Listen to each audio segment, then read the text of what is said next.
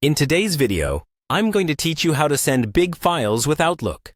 If you've ever tried to share large videos, high-resolution photos, or hefty documents through email, you might have run into those pesky file size limits.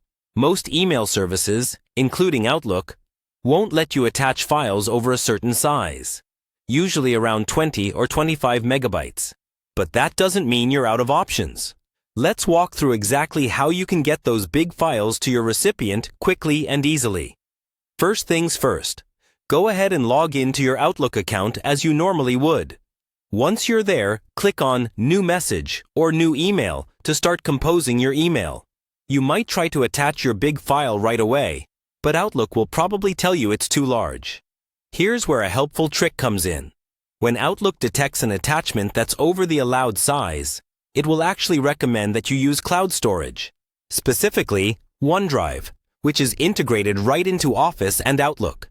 When this happens, simply accept Outlook's suggestion to upload your file to OneDrive. This process is very straightforward, but here's what you can expect. Once you choose the large file from your computer, Outlook will automatically begin uploading it to your OneDrive account instead of attaching it directly to the email. This might take a moment depending on your file size and internet speed, so give it a little time. After the upload is complete, Outlook will insert a link to that file right in the body of your email. This link will allow your recipient to view and download the file from the cloud. It's a lot safer and more efficient than sending oversized attachments, and it saves space in both of your inboxes.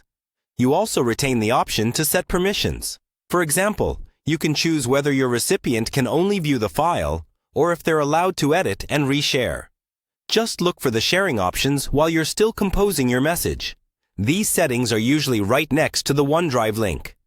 Now, all you need to do is finish writing your message. Add a subject line and any additional details your recipient needs. Once everything looks good, hit send.